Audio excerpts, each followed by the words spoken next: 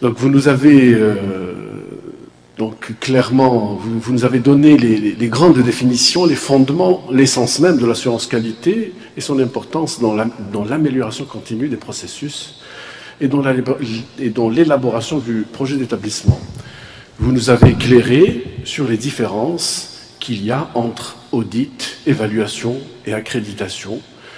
Vous nous avez également éclairé sur l'approche formative et l'approche normative, l'importance également d'un cadre et d'une référence, d'un cadre référentiel, en l'occurrence le RENACES. Vous avez également insisté sur l'importance de la structuration, de l'organisation et du positionnement des acteurs en charge de l'implémentation de l'assurance qualité au sein des établissements. Bien évidemment, l'importance de l'adhésion de tous a fait l'objet de votre insistance.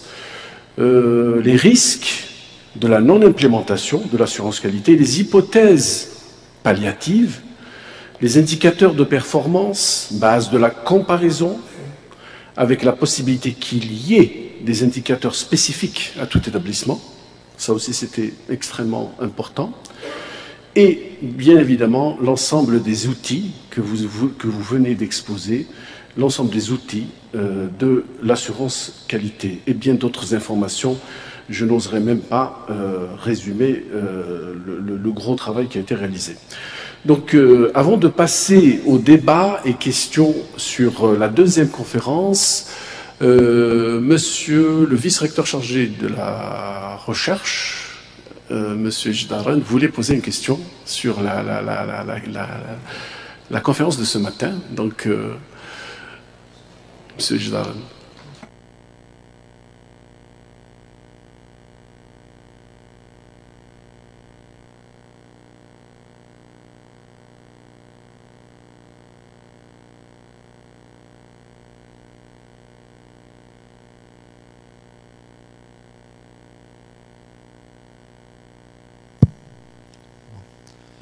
Merci, donc, Monsieur Kati. Bon, avant de poser ma question, donc, je félicite donc, Monsieur Hamidouche pour la qualité de vos deux conférences. Donc, elles sont quand même de bon niveau.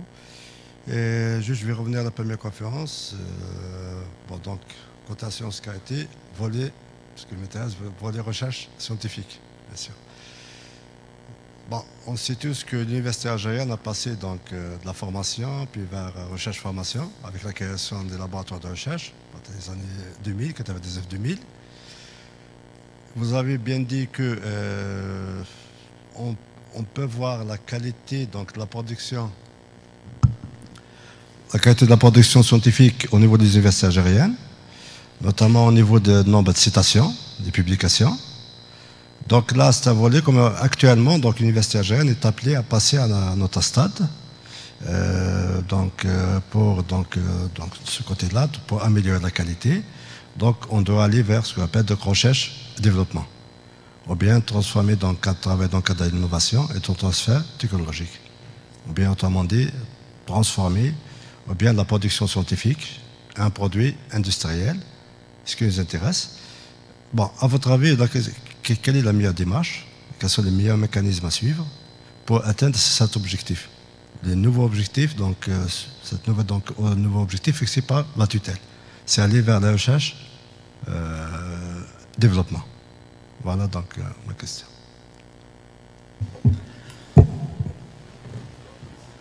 Donc, avant de répondre à la question de mon vis-à-vis ici à Bijaya,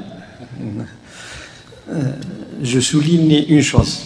L'année passée, donc il y avait aussi, ça a été programmé à ce que le collègue Khalif Rabi' de l'université de Annaba Vienne à Bijaya, c'était prévu, la deuxième communication, c'était lui.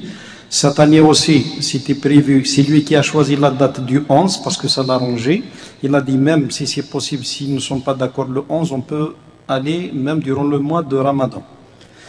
Au Mektbesh, il est malade depuis pratiquement une quinzaine de jours. Donc, je m'engage en son nom et en mon nom personnel. Donc, si une formation est programmée pour les collègues de la cellule assurance qualité, c'est avec plaisir que nous allons venir. Donc, on peut trouver une date pour 2 jours ou 3 jours, détailler et faire des applications. Donc, former les collègues qui sont dans la cellule d'assurance qualité, pourquoi pas ne pas adjoindre ceux s'il y a ceux des facultés. Donc, on peut le faire, je m'engage au mon nom personnel et au nom du collègue Khalif, le plus tôt possible. Donc, revenons à la question de mon collègue. Premièrement, il ne s'agit pas d'enlever une recherche et de la remplacer par une autre. C'est-à-dire la recherche académique, elle est toujours là. La majorité des laboratoires donc, sont des laboratoires universitaires, c'est-à-dire des laboratoires de l'établissement. Même dorénavant, je me permets d'avancer, ça a été dit par monsieur le directeur général de la recherche scientifique et du développement technologique. Donc ça a été dit il y a une dizaine de jours lors de son passage à CITIF. Les financements dorénavant, donc venir à l'établissement, c'est à l'établissement de dispatcher selon l'évaluation, selon le projet d'établissement, selon les objectifs, de dispatcher si vous voulez, l'enveloppe allouée au laboratoire. Ils sont des laboratoires, premièrement, dédiés à l'accompagnement des formations. Les formations master et les formations doctorales sont bien appuyées. Donc, s'il n'y a pas un laboratoire d'appui, les formations ne sont pas habilitées. C'est la première des choses. Donc, ça ne veut pas dire qu'on élimine la partie formation académique, production de la connaissance. Elle va toujours et rester. Maintenant, si on couple cette formation académique, une formation plus utile pour donner un autre prolongement qu'à la formation, je l'ai dit tout à l'heure, un prolongement vers la société au sens large, parce que les ingrédients sont réunis. Les ingrédients sont les 3 choses, les 3 éléments. Nous avons les entreprises qui sont dans le besoin. Il y a énormément de problématiques, que cela soit sur le plan gestion, sur le plan technique, au niveau des entreprises. Quand je dis entreprise, ça peut être des fermes, ça peut être donc au sens large. Donc il y a un besoin. Premièrement, il y a un besoin. Deuxièmement, il y a les équipements requis. Il y a des milliards et des milliards qui sont dépensés pour l'acquisition des équipements de pointe, que cela soit Fibjaya ou la Fastif ou là ailleurs. Ça. Et il y a aussi les compétences, il y a l'expertise. L'expertise est démontrée. Comment que cela se fait? Une collègue qui est citée 40 000 fois au niveau mondial, c'est-à-dire le chercheur chinois, japonais, burkinabé, américain, cite des collègues, et l'entreprise qui se trouve derrière juste l'enceinte de l'université ne sait pas que au niveau de cette université, il y a des équipements, il y a des experts qui peuvent apporter un plus à cette entreprise. D'accord? Donc il y a les ingrédients, il y a les compétences, c'est-à-dire l'expertise au niveau des universités. Ça a été démontré à travers la production scientifique. Il y a les équipements nécessaires et il y a les besoins au niveau des entreprises. Donc il y a les 3 éléments essentiels. Maintenant, la direction générale, jusqu'à présent, donc, elle n'a joué que, jusqu'à présent, je dis bien jusqu'à présent, elle n'a joué que le rôle de direction générale de recherche scientifique. Et on a oublié, pas oublié, peut-être la conjoncture ne l'a pas permis à l'époque, puisqu'il y a la rente pétrolière, donc il y a le financement de l'État, mais maintenant que les ventes sont un peu au sec, donc on a donner de l'importance à la conjonction de coordination, le ET, et développement technologique. Donc c'est pour ça que les laboratoires de l'université, je l'ai dit tout à l'heure, du moment que ces entreprises-là sont dépourvues de services ou de divisions recherche-développement, donc c'est un terrain fertile pour les universitaires. C'est un terrain fertile pour régler des problèmes de l'industrie, du secteur socio-économique, mais c'est une manne d'argent aussi pour diversifier les ressources financières de l'université. et les textes réglementaires existent.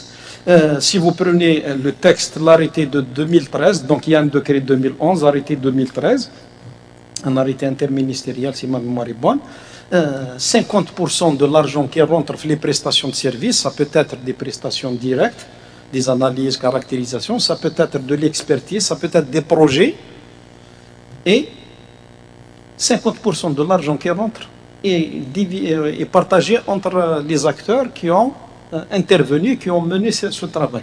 Donc c'est toute cette démarche-là qu'il faudra peut-être expliquer aux collègues et aux doctorants, d'autant que il y a des textes en préparation concernant le postdoc, concernant aussi, donc c'est de la main-d'œuvre qui peut être très utile dans les laboratoires parce que les enseignants-chercheurs, donc ils sont accaparés par l'enseignement et la recherche, donc l'encadrement académique. Les ingénieurs de labo, donc un ingénieur par labo, là 2 ingénieurs sauf les unités de recherche, donc ils ne peuvent pas mener tout le travail. Maintenant, ce qui est demandé aux universités, c'est la chose suivante. C'est comment préparer le terrain, c'est-à-dire comment mutualiser les moyens et comment fédérer les compétences. C'est-à-dire quand on parle de projet, prestation de services, donc un moyen, donc il y a disparité. Dans un labo, il y a un équipement, dans l'autre, il y a un autre équipement. Donc il faudrait mutualiser les moyens. Je vous dis ce que nous avons fait à CITIF, ça vient d'être terminé. Nous avons préparé une plateforme locale, je ne parle pas des petits cartes des GRSDT, je parle d'une plateforme locale, tous les équipements acquis dans le cadre de la recherche, nous les avons intégrés dans cette plateforme pour y accéder. On ne l'a pas encore mise en ligne. Pour y accéder, nous avons, il faut qu'il y ait l'adresse professionnelle, l'adresse mail. Ça veut dire on va pousser les doctorants et les collègues enseignants-chercheurs à utiliser l'adresse professionnelle. Ça permet aussi pour la visibilité, c'est très important. Et en même temps, nous avons demandé le lien Google Scholar. C'est juste. Et une fois qu'ils ont ça, ils ont accès à l'ensemble des équipements. C'est-à-dire ils ont la possibilité de voir, je cherche maintenant par hasard un diffractomètre, je tape diffractomètre, je sais où il est localisé. Deuxièmement, il faut aussi l'avènement des PNR. L'avènement des PNR est une opportunité. Donc si on l'engage, assurance qualité. Je vous prends le cas, le collègue il est ici présent. Il y avait Sonatrach qui a fait des réunions régionales, Oran, je crois Alger et Constantine, pour les PNR. Les PNR, comme vous savez, donc il y a les 3 priorités pour la sécurité énergétique. Donc il y a tout ce qui est énergie renouvelable, mais il y a aussi un ensemble de thématiques, énergie fossile. Sonatrach a pris la partie énergie fossile.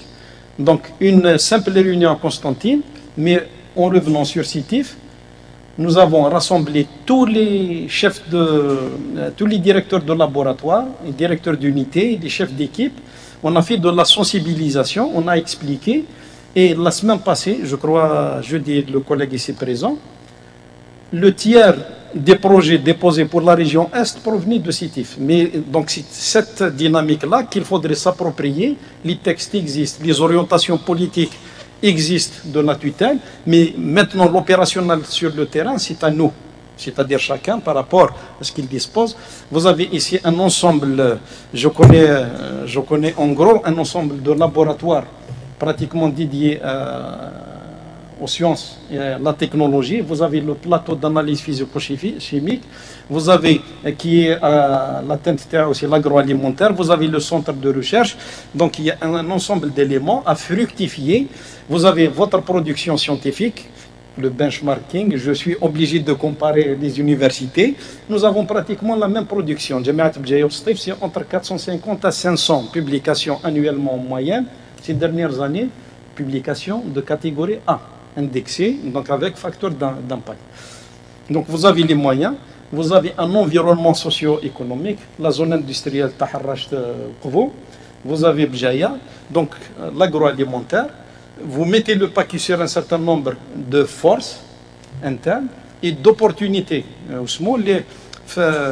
l'environnement socio-économique et vous avez toute l'orientation de la tutelle. Monsieur le ministre n'arrête pas de parler de l'ouverture des établissements et vers le secteur socio-économique et vers l'international. Voilà à peu près tous ces éléments-là du puzzle qu'il faudra rassembler à une échelle de l'établissement. Voilà à peu près, j'espère avoir répondu. Sinon, il y a le téléphone, on peut échanger. Merci beaucoup. Si ma mémoire est bonne, M. Boukarou souhaitait également poser une question tout à l'heure. Non. Une autre... oui, Tfadal.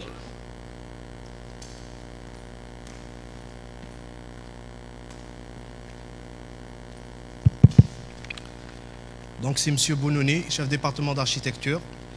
Je tiens à remercier M. Hamidouche pour ces 2 communications très pertinentes qui m'a permis de prendre plusieurs notes et pourquoi pas donner un avis, une recommandation peut-être.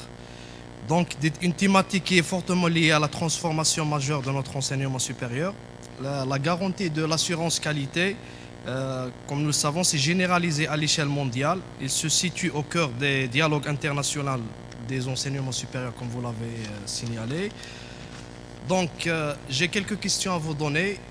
Généralement, quand on parle d'évaluation, on parle de notes, etc. Donc, quelle est la méthode de représentation des résultats, c'est-à-dire la finalité? Peut-on appliquer d'autres méthodes à part la SWOT? Vous avez cité 2, mais est-ce qu'on peut faire recours à d'autres? Voilà. Et est-ce qu'on peut faire un mariage entre deux méthodes, 3 méthodes, etc. Donc, d'après quelques notes que j'ai prises, la méthode d'évaluation, elle est en plusieurs étapes. La première, c'est d'ancrer la méthode dans un référentiel d'objectifs. Deuxième, c'est le choix d'indicateurs statistiques. Le troisième, c'est l'attribution des valeurs, c'est-à-dire on donne des notes. Mais après cette phase-là, on aurait bien aimé, par exemple, on est concerné par l'agrégation pondérée, parce que l'agrégation pondérée, et la finalité, c'est-à-dire à notre avis, c'est le choix de méthode de représentation, à titre d'exemple, sous forme de référentiel, de graphique de type, par exemple, radar, type ONDI, par exemple, indicateur impact. Donc c'est avec un niveau de performance, c'est-à-dire la finalité, on aura un radar avec les résultats et avec un seuil de performance et un seuil, avec un niveau de performance et un seuil de performance. Donc cette méthode-là, si on arrive à travailler avec les radars, elle s'insère dans la démarche du développement durable, bien sûr. Cette méthode va nous permettre de réduire le temps de réflexion des décideurs en ciblant des indicateurs défaillants sur lesquels il faut agir. Aussi, l'idéal serait peut-être de transformer la méthode en logiciel. Je pense que ça peut se faire. On a eu l'occasion déjà de voir des travaux de recherche dans ce sens. C'est-à-dire, pour le moment, on peut opter pour un référentiel des résultats de notation, mais on peut le transformer en logiciel. Si on opte pour cette optique, c'est-à-dire cette logique va nous permettre de réduire le temps de réflexion et d'élargir les champs d'application. C'est-à-dire on peut avoir un logiciel et après avec le temps on peut l'améliorer, on peut le contextualiser selon les cas. J'ai un autre point que je souhaiterais par exemple, voilà, c'est d'intégrer le monitoring quantitatif et qualitatif selon les principes du développement durable. C'est-à-dire le volet social, économique et environnemental. Le monitoring qui est un processus essentiel pour atteindre les objectifs. Aussi, vous avez signalé, vous avez parlé du SNAT, la présentation du SNAT 2030. J'ai bien aimé ça parce que le SNAT, il prévoit pour notre région un pôle de compétitivité et d'excellence à travers des trucs de biotechnologie alimentaire, complexe agroalimentaire, etc. Déjà, le fait que nous avons plein de labos de recherche dans ce sens, donc c'est une opportunité pour notre université. Aussi, par rapport aux méthodes, je signale que concernant la SWOT c'est en anglais, c'est vrai, on l'utilise beaucoup plus dans le monde des entreprises. Mais nous, en tant que département d'architecture, on a vraiment développé ces méthodes-là, notamment dans les travaux de recherche de fin d'études, La SWOT, qui en français c'est la forme, atout, faiblesse, opportunité, menace. Aussi avec des facteurs endogènes et exogènes. Donc avec des tableaux, les croisements, on aura des stratégies, l'action, etc. Donc on ne va pas revenir là-dessus. On peut aussi parler d'une analyse multicritère par rapport à ce cas. Et aussi la HQE2R. La HQE2R, c'est actuellement, on l'applique dans beaucoup d'universités. C'est vrai, c'est dans le cadre du développement durable, c'est une approche environnementale, mais elle touche aussi le volet. Donc, à mon avis, peut-être il serait intéressant de parler de SWOT, d'approche multicritère, d'intégrer la HQE2R peut-être, faire un mariage et arriver à travailler avec des référentiels et pourquoi pas avec le temps développer un logiciel dans ce sens. En finalité, pour clôturer, nous souhaitons que notre département d'architecture soit une vitrine dans le cadre de cette approche. Merci.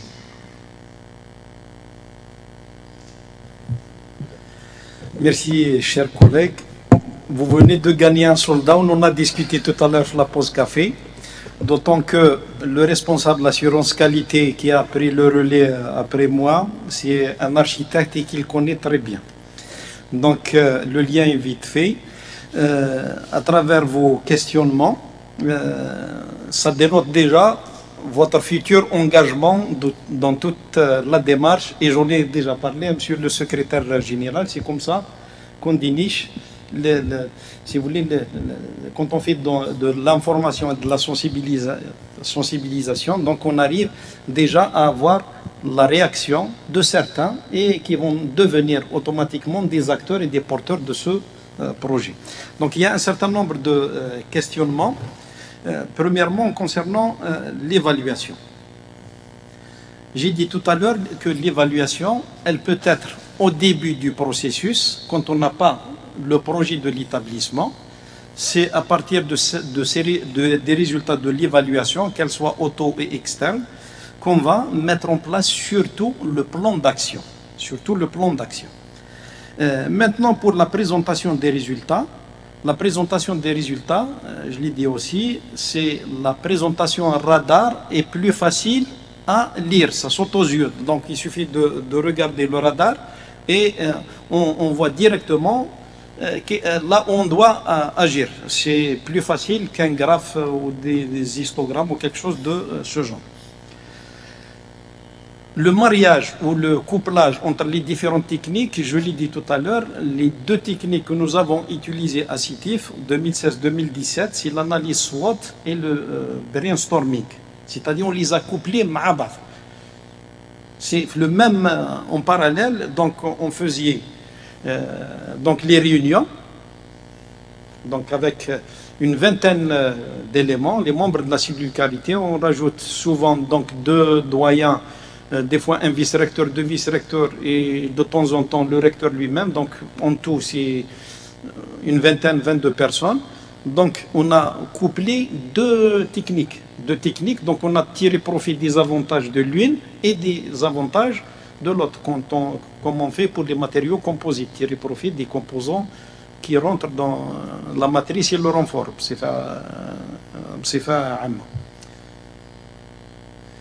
Alors, qui dit évaluation, dit indicateur. Donc on ne peut pas faire une évaluation sans avoir défini les indicateurs. Les indicateurs, ils doivent être mesurables. Il y a un certain mesurable, il est représentatif. Donc il y a un certain nombre de critères qu'on utilise déjà pour définir un indicateur. Donc si l'indicateur est mal défini, c'est-à-dire l'outil de mesure lui-même est mal défini, donc on peut tirer satisfaction même si ce qu'on va mesurer ou évaluer n'est pas évalué d'une façon juste. Si vous prenez un mètre, vous allez enlever 10 cm, vous prenez ici, vous allez lire 1 mètre, c'est 90 cm, ce n'est pas 1 mètre. Donc si vous vous trompez de l'indicateur, donc forcément les résultats de l'évaluation sont fausses. Donc c'est normal que l'évaluation doit être menée avec des indicateurs bien définis et qui représentent ce qu'on va mesurer. Numériser, effectivement, on a parlé de TIC tout à l'heure. Je vous donne juste l'exemple. L'opération d'enseignement à distance, quand la pandémie a surgi. Donc c'est tout le monde qui est pris au dépourvu. Le ministère, les établissements, les enseignants, les étudiants, c'est tout le monde. Donc il fallait parler au plus précis, comme dirait l'autre. Donc il a fait faire de l'enseignement à distance. On s'est retrouvé enseignement à distance, balancer des PDF de 400 pages, de 200 pages, je ne sais pas quoi. Donc maintenant, il fallait faire une opération d'auto-évaluation. Nous l'avons faite à CITIF, ça nous a pris pratiquement 2 mois. Elle a été menée par le collègue RAC, qui est architecte de formation et qui est aussi le directeur adjoint, puisqu'il s'agit d'un institut, directeur adjoint chargé de la post-graduation. Donc ça a été en quelque sorte les questionnaires, puisqu'on n'a pas encore repris les activités à l'université. C'était fin août, officiellement en présentiel. Donc fin août, début septembre. Donc il y a eu l'opération d'auto-évaluation de l'opération de l'enseignement à distance. Et donc un rapport a été rédigé donc à travers les résultats, après l'analyse, interprétation. Donc nous avons identifié 4 grandes faiblesses. La première est technique. Technique au niveau de l'établissement, c'est des serveurs, donc la capacité des serveurs. Et entre-temps, donc, nous avons acheté 4 nouveaux serveurs pour renforcer le côté technique. Et du côté des étudiants, nous nous sommes rendus compte, d'après les réponses des étudiants, que le côté technique pose problème. C'est-à-dire l'enseignant, il imagine que tous les étudiants sont pourvus d'ordinateurs ou de tablettes. Or, ils travaillent beaucoup plus avec les smartphones. Donc c'est un détail de taille qu'il fallait prendre en considération. Le problème majeur qu'on a trouvé, c'est que, je l'ai dit, donc tout le monde qui a été pris au dépourvu, donc les enseignants n'étaient pas formés à assurer des cours à distance. Donc il y a peu d'enseignants. Nous avons formé en 2011-2012 maximum 200 enseignants.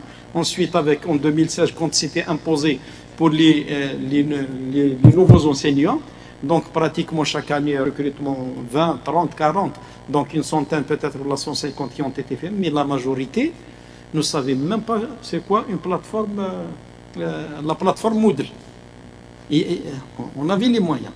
Mais, donc il fallait parler au plus précis, comme dirait l'autre, et en automne, pratiquement novembre, décembre, janvier, surtout la faculté de technologie, il y a eu une formation, il y a l'Institut d'optique, formation des enseignants, même ceux qui étaient prêts au départ à la retraite, et ils ont suivi, donc il y avait, parce qu'ils étaient devant le fait accompli, l'enseignement à distance, donc ils ont suivi la formation. C'est comme ça, donc l'évaluation peut être faite d'une façon numérique et les résultats peuvent être sous l'effet traité un logiciel. On peut mettre en place pour chaque type d'évaluation de la formation, là, numériser la chose pour ne pas dire logiciel et reprendre la même chose, l'améliorer chaque fois. Et le moment opportun, on peut refaire l'opération en apportant des améliorations et surtout, comme vous l'avez bien souligné, on gagne beaucoup de temps. Le seul bémol, c'est que l'évaluation, au sens propre du terme, il faut chercher la preuve. Et quand numériquement, c'est difficile, quand tout n'est pas numérisé, c'est difficile d'avoir la preuve. D'accord? Donc si on arrive maintenant, s'il y a une numérisation en parallèle d'un certain nombre de choses, donc si on veut, si les PV sont numérisés, si les cours sont au niveau de la plateforme, du site web de l'université, ainsi de suite, donc on peut y accéder et numériser l'ensemble de l'opération de l'auto-évaluation que vous avez dit sous forme de logiciel, quelque chose comme ça. Le SNAT, c'est vrai, c'est pour les collègues de l'économiste, aménagement du territoire et ainsi de suite, mais il faudrait aussi que les responsables de l'université de différents niveaux, la cellule assurance qualité, prennent connaissance au moins du contenu des orientations globales de l'État algérien en termes d'aménagement du territoire. Ce n'est pas fortuit si Abidjaya il y a un centre de recherche en agroalimentaire. Ce n'est pas fortuit que l'agence thématique de recherche en sciences de la nature et de la vie est implantée à Béjaïa. Ce n'est pas fortuit que le plateau technique d'analyse physico-chimique de Béjaïa est à la teinte TAO, c'est l'agroalimentaire. Il y en a 4 teintes. Acétif, ce n'est pas la même chose. Celui de Djelfa ou de Ouergla, ce n'est pas la même teinte. Donc s'il y a concentration à Béjaïa, biotechnologie agroalimentaire, c'est parce que ça rentre dans le cadre de cet aménagement du territoire par rapport aux spécificités de la région. C'est-à-dire Béjaïa et la région qui rentre dans la région, puisqu'il y a 9 régions, si vous voulez, c'est la côte centre. Béjaïa fait partie de la côte centre, les trois régions sur la côte, 3 régions les hauts plateaux, 3 régions le sud. Voilà à peu près ce que j'ai. La dernière approche, HRQ, 2R, quelque chose comme ça, je ne la connais pas, donc je n'ai rien à rajouter par rapport à ce que vous avez dit concernant ce point. Merci beaucoup. Je vais juste vous donner une bonne nouvelle qui va un peu dans le sens de l'avant-dernier point et qui traite sur la numérisation du processus assurance qualité. Donc l'Université de Béjaïa émarge actuellement dans un second projet européen qui s'intitule Digitac et qui a comme principal objectif la digitalisation du processus, de ce processus d'évaluation. Et en effet, il y a parmi les objectifs de ce projet la création d'une plateforme. Donc il y a déjà une dizaine d'établissements pilotes qui sont dans le consortium, et cette approche va être testée déjà avec cette dizaine d'établissements au niveau national. Nous sommes accompagnés également par le ministère de l'Enseignement supérieur et de la Recherche scientifique, donc en la personne de Madame Abdallah. Et en effet, si l'expérience Digitac réussit, je l'espère en tous les cas, ça sera par la suite généralisé à l'ensemble des établissements. En effet, la numérisation des indicateurs est envisageable, en effet.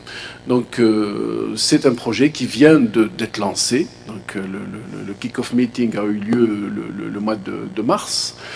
Et donc ça va vraiment dans le sens de ce qu'a proposé notre collègue, le chef de département architecture. Donc merci de l'avoir posé. Je profite un peu de cette question pour en poser une toute petite. Donc vous réalisez périodiquement des réunions assurance qualité sur des thématiques bien précises. Et vous venez de parler du cas des enseignements en ligne. Quelle est plutôt l'approche pour décider de la composition de ces groupes de travail? C'est-à-dire comment vous faites pour constituer ces groupes?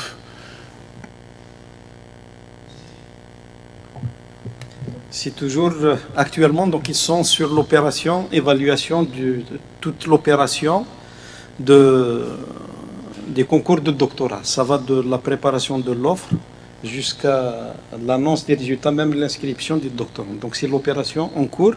C'est toujours le même groupe, c'est le groupe cellule assurance qualité. Seulement, je l'ai souligné tout à l'heure, le choix des membres de la cellule est primordial. Donc il faut qu'il soit, premièrement, représentatif des différents segments de l'université, c'est-à-dire recherche, gouvernance, numérisation, formation et ainsi de suite. Donc il faut qu'il soit représentatif.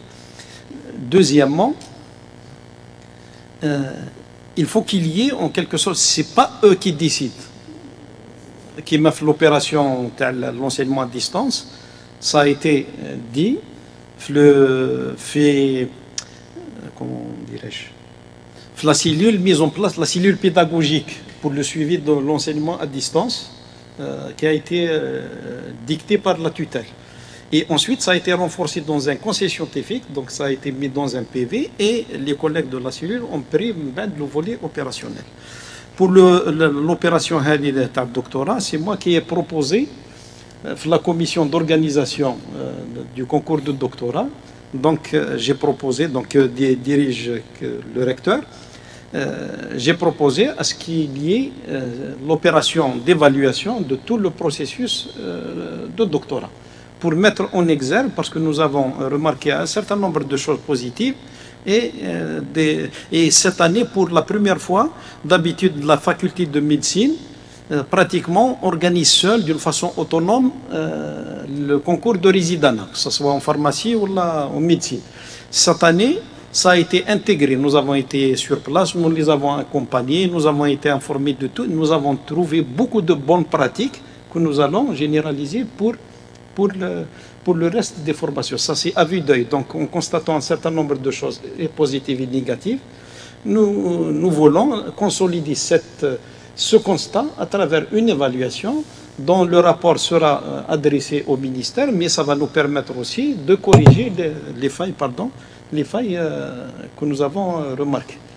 Donc, mais c'est toujours le même groupe qui prend en charge. Maintenant, on peut faire appel, bien sûr, à d'autres, comme ça a été fait, le comité d'auto-évaluation qui a été différent de la cellule d'assurance qualité. Très bien, merci beaucoup. Je prendrai 2 petites questions peut-être, ou une dernière question. Une dernière question, madame. Donc, une dernière question.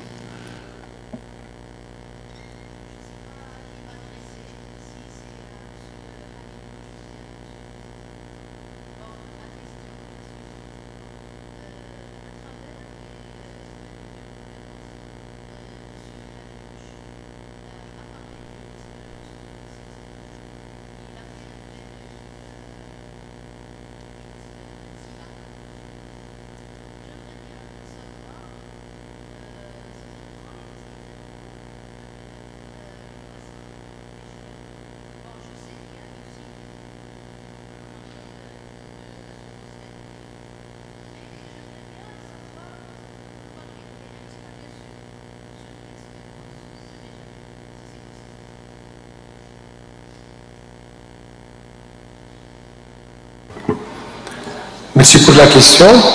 Alors, il faut savoir que la cellule assurance qualité, elle a commencé le travail déjà à partir de 2017, si je ne me trompe pas, donc avec comme responsable d'assurance qualité, donc notre ami M. Adli qui est là. Donc, il y avait un travail de formation d'abord qui a été fait pour les membres de l'assurance qualité. Ensuite, il y avait l'évaluation interne qui s'est faite au niveau de BJA. Donc il y avait tout un travail au niveau des facultés, il y avait des commissions qui ont été désignées. C'était une première expérience, ça veut dire, sur l'évaluation de notre établissement. Donc il y avait une évaluation, il y avait des résultats aussi de cette évaluation.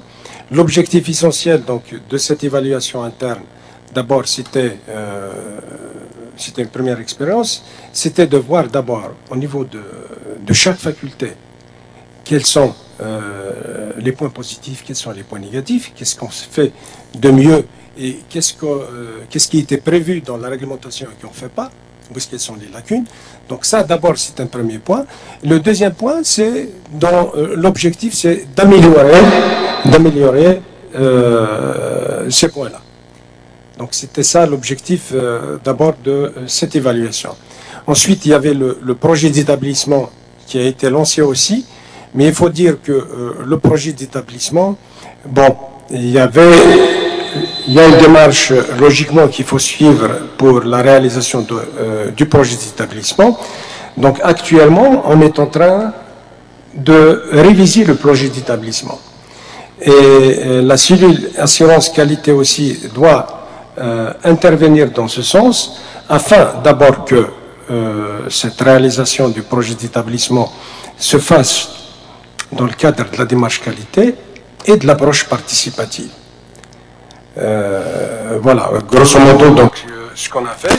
Et puis, donc, maintenant, il y a, puisque M. Adli va partir en retraite, il y a des membres aussi de la cellule qui partent en retraite, effectivement.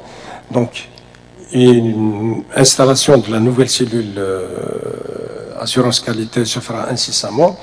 Et logiquement, nous allons prévoir un plan d'action que nous allons essayer d'exécuter par la suite. Donc, on va prévoir des réunions périodiques de la cellule assurance qualité.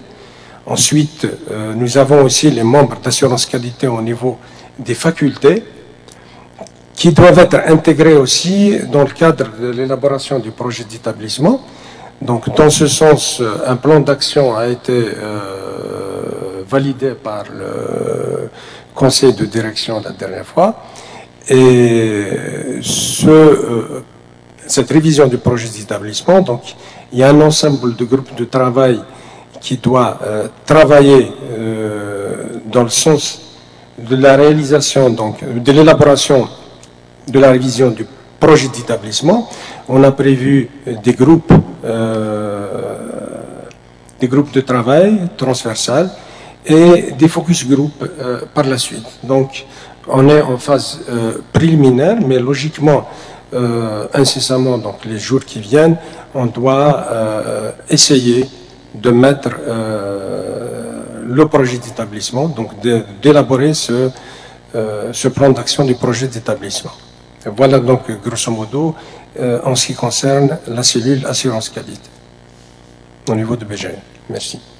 Donc, merci à tous et à toutes. Un grand merci à notre cher conférencier. Oui, allez, un petit détail, mais important. On parle de projet d'établissement. Ce n'est pas le projet du recteur ou du staff, c'est le projet d'établissement, mais pour BGN, donc le projet de l'établissement. Ça, c'est très important. Il fallait le souligner. Un grand merci. Et je pense que nous arrivons au terme de cette conférence. Je pense que Monsieur le recteur souhaiterait également donc, venir et dire un mot à l'issue de cette journée de travaux. Merci. Nous invitons également Madame Abdallah